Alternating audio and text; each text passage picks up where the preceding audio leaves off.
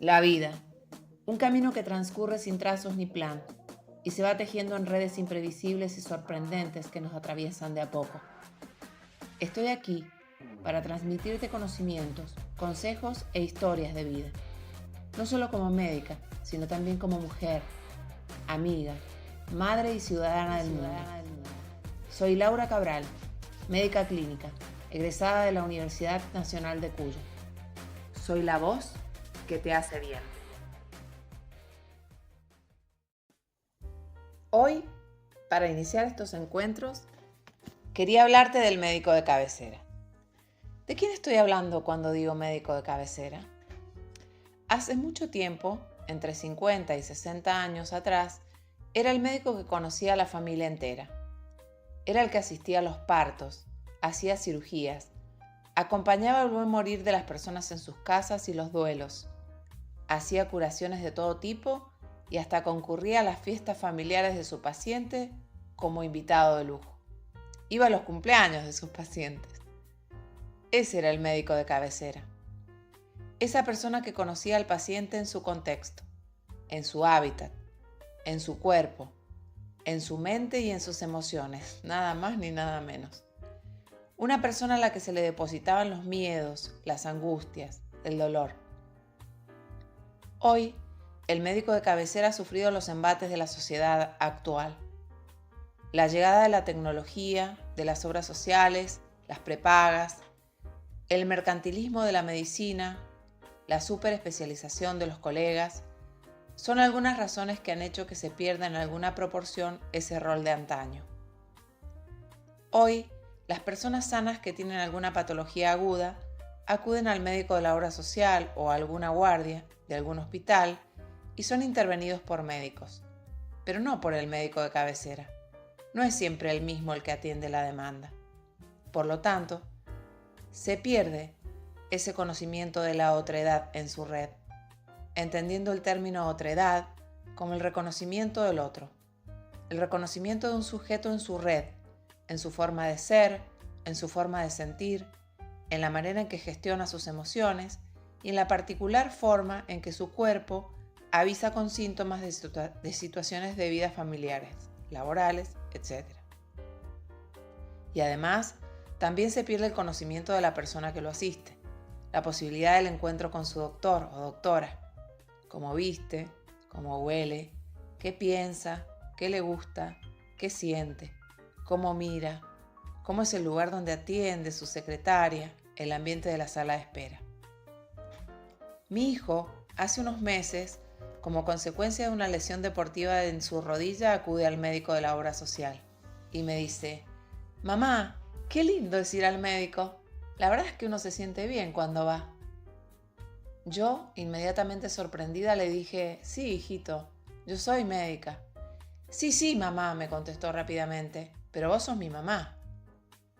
Inmediatamente me detuve a pensar y le dije: «Contame más, Emilio».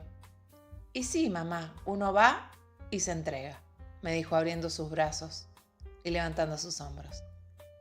Entrega, qué palabra, es tan cierta. A partir de hoy me dije, voy a empezar a trabajar un poco en el rol del médico de cabecera desde mi pensamiento y desde mi emoción, y escribiré sobre eso. Voy a empezar a sentir como una persona que sufre o que tiene un dolor. Inmediatamente tuve que preguntarme: ¿vos tenés médico de cabecera, Laura? La respuesta fue un rotundo no. Generalmente me autoabastezco. Tengo conocimientos, información, tengo siempre medicamentos a mano o los consigo, algún colega que me atiende en el pasillo, algún amigo colega que me atiende en el celular o en un mensajito de texto. ¿Pero dónde entregarme? No. Siempre estoy observándome y cuando me atrevo a pedir ayuda es por algo extraordinario.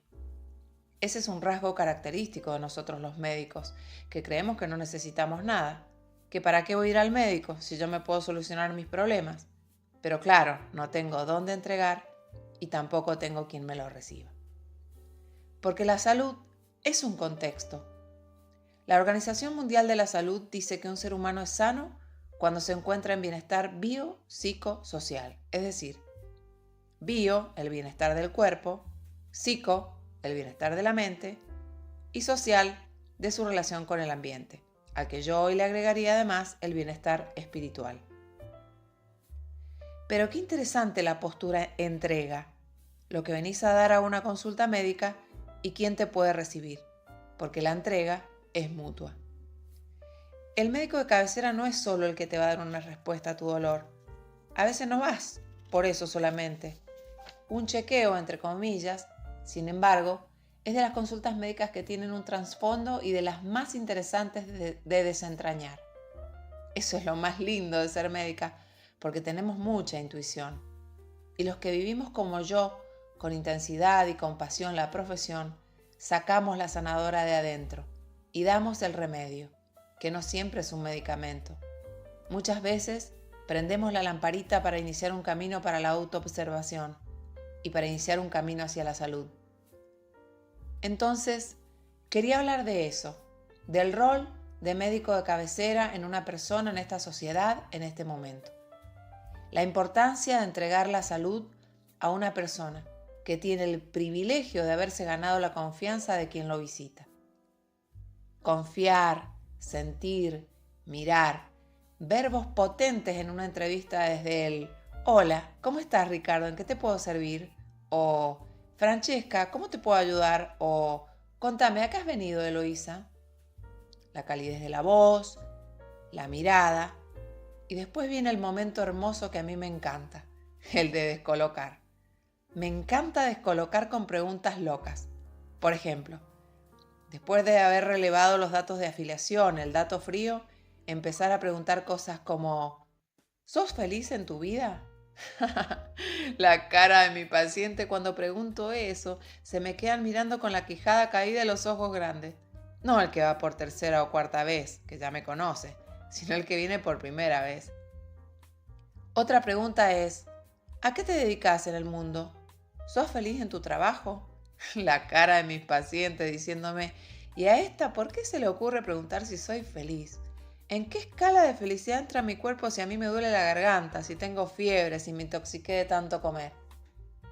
Y ahí, de a poco, empezamos a comprender que el cuerpo a veces nos habla, a veces grita, y la importancia de tener un interlocutor que te hace pensar es sencillamente milagrosa. Además, la sonrisa, fundamental. El interrogatorio dirigido de saber qué preguntar y a qué conclusión querés llegar con la respuesta. Desde aquí, desde este humilde lugar, te hablo a vos, que no tenés médico de cabecera, que vas a uno u otro o que nunca vas o solo por chequeos. Consultá dentro de tu obra social, dentro de tus posibilidades, si no a lo público o donde vayas. Elegilo. Probá tantos médicos como sean necesarios, hasta que encontres uno a tu medida. Y decí, este es mi médico o médica de cabecera. Visítalo, contale de tu vida, contale de tus hábitos saludables, de los no saludables, angustias. La vida es un transcurrir con angustia. La primera angustia que siente el ser humano al venir al mundo es el pasaje a través del canal del parto. Y para los que han nacido por cesárea les cuento que es lo mismo. Porque en realidad es cambiar una zona de confort donde estábamos nadando en una agüita calentita en la panza de nuestra mamá, respirábamos de una forma acuática, podríamos decir, a pasar a un mundo desconocido, que se nos presenta hostil, solos, desnudos, fríos, con hambre. El momento del nacimiento es uno de los momentos de mayor angustia del ser humano. La primera angustia, la angustia del diario vivir, nos acompaña siempre como angustia existencial. Más todo lo que además como adultos, nuestra realidad, la cotidianeidad nos suma, que si no se dice o no se atiende, nos enferma. Enferma el cuerpo, enferma los órganos y la mente. Entonces, elegí un médico de cabecera, elegí uno y entregate. Es una experiencia extraordinaria en la comunicación de un ser humano con otro. El acto médico es un entrelazar de energías para aliviar y acompañar. Y si además te pone una musiquita como la que yo pongo en mi consultorio, ni hablar. Es hasta un espacio de creatividad, de juego, un momento de intercambiar. Un médico de cabecera Es un médico que te escucha activamente, que te siente, te toca y que te abraza con calidez. Un médico de cabecera es el que puede gestionarte un recurso, un turno, una muestra médica, o simplemente te dice, no lo sé, ya averiguo, la próxima vez te lo contesto. O una derivación a tiempo. Y además, tiene la humildad de poder pedir disculpas si se atrasó un poquito, pero que generalmente llega a tiempo y cumple los tiempos de las consultas. Un médico de cabecera es el que te respeta como ser humano. Te reto a que lo elijas, lo consultes y lo frecuentes. Quería citarles algunos párrafos de un libro hermoso que tengo en mis manos que se llama Héroes Argentinos, 12 médicos que hicieron historia, del doctor Jorge Tartaglione, que es un médico cardiólogo desde hace más de 30 años, presidente de la Fundación Cardiológica Argentina, que lidera movimientos de revolución saludable y que a través de distintos medios de comunicación y con fuerte presencia en redes sociales busca impulsar hábitos de salud que mejoren el bienestar de las personas.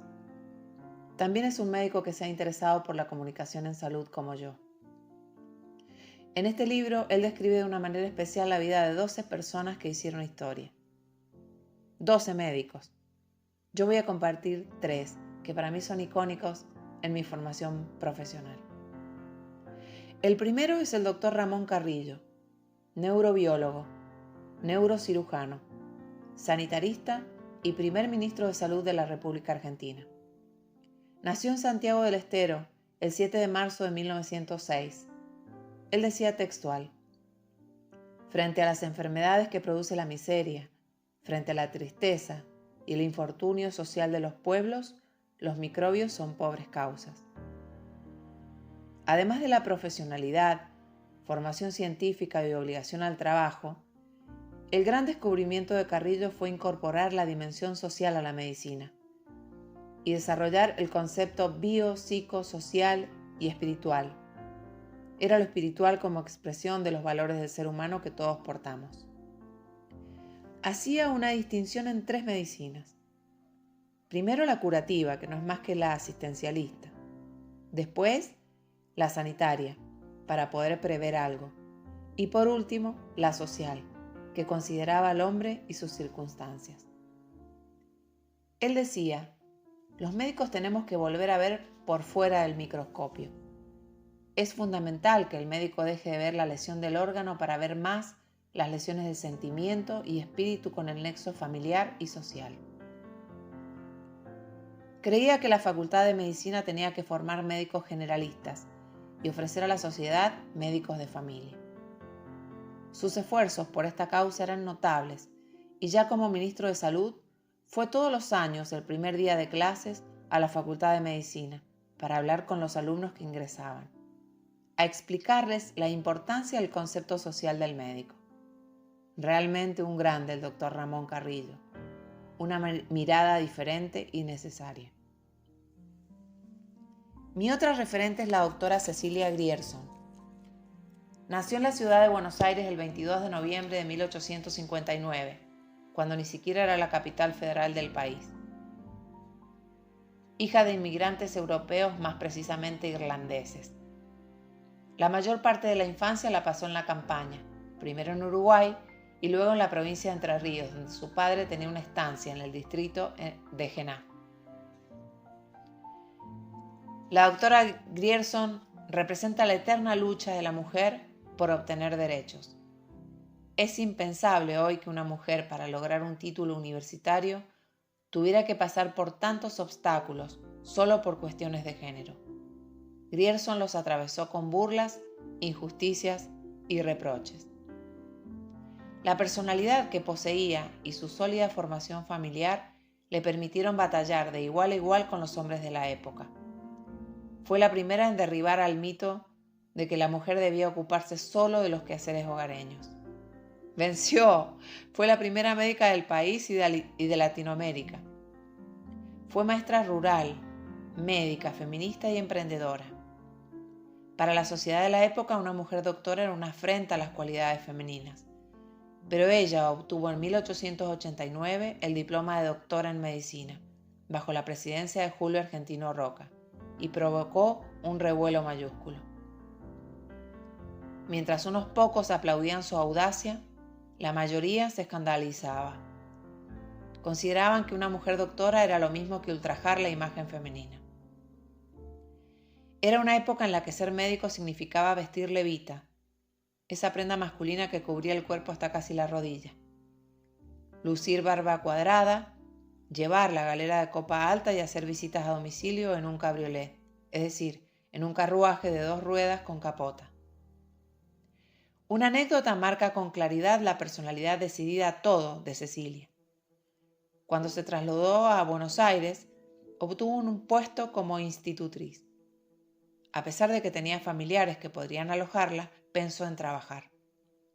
Para lograrlo, se extendió la falda de las polleras 1 centímetro y dice: preferí, antes de aceptar la hospitalidad de otros parientes más encumbrados, emplearme como institutriz.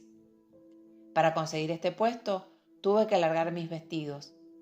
En aquel entonces se juzgaba la edad y hasta quizás los conocimientos por el largo de la pollera. Esta actitud de tan joven puso en relieve su independencia de carácter y espíritu. Tuvo lo que deseaba: niños a los que educar e independencia económica.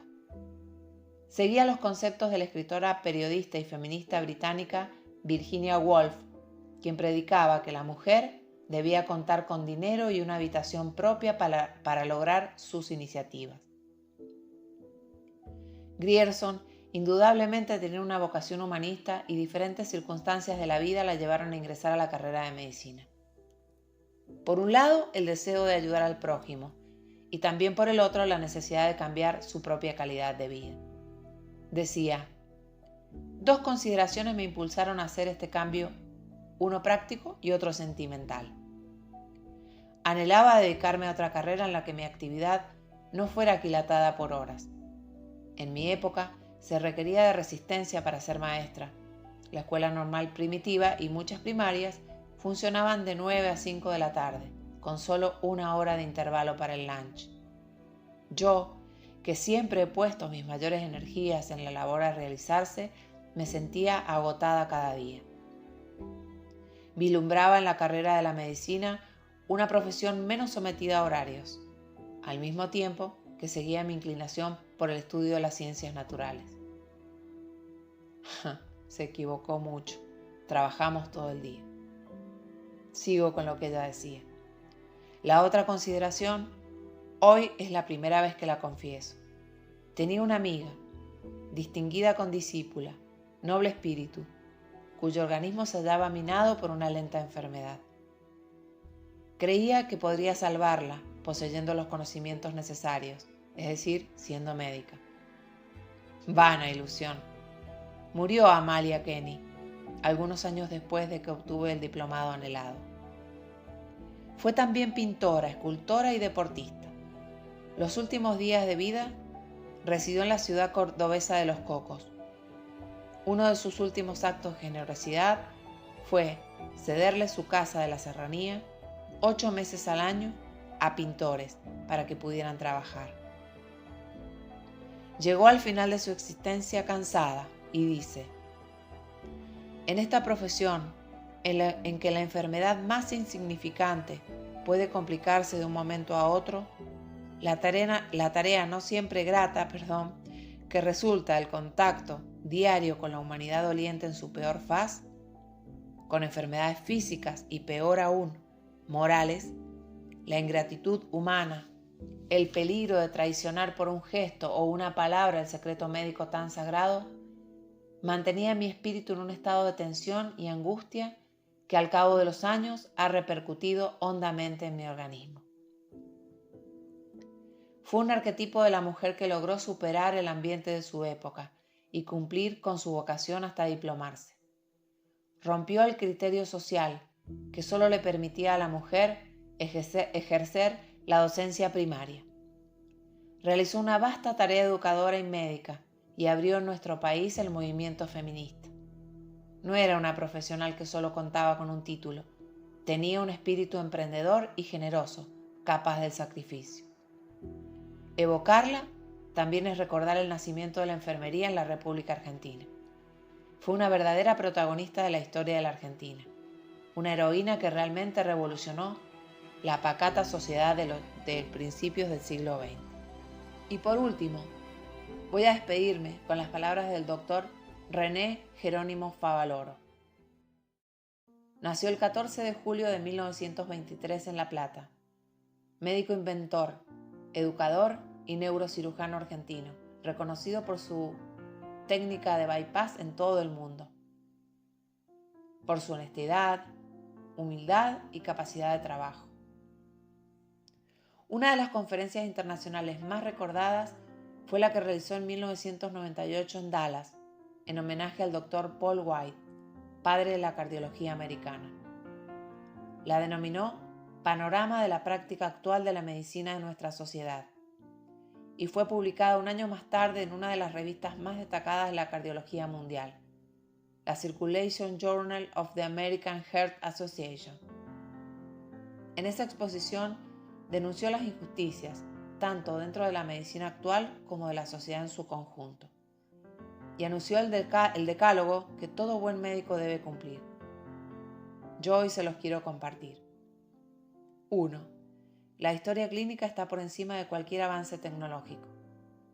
2. Todos los pacientes son iguales. 3. El trabajo es en equipo. 4. Máximo respeto al médico de cabecera. 5. Cobrar honorarios modestos. 6. Hacer docencia e investigación. 7. Prevenir y estimular la vida sana. 8. No perder el humanismo. 9. Abogar por la paz. 10. El optimismo tiene efectos biológicos. Hoy, desde este lugar, honro a 3 héroes argentinos que han marcado mi carrera profesional. En el billete de 2.000 pesos de actual circulación se aprecian los rostros del doctor Ramón Carrillo y la doctora Cecilia Gerson. Gran homenaje en su memoria. Ojalá pronto podamos tener un billete en nuestras manos con el rostro de nuestro querido doctor René Favaloro. Y con esto me despido. Ojalá lo hayas disfrutado como yo. Una cosita más que me estaba olvidando contarte. Yo también estoy en búsqueda de mi médico de cabecera. Hasta la próxima. Soy Laura Cabral y esto fue La Voz que te hace bien. Te invito a escuchar más episodios en las plataformas Spotify e iVoox. Vamos, acompáñame.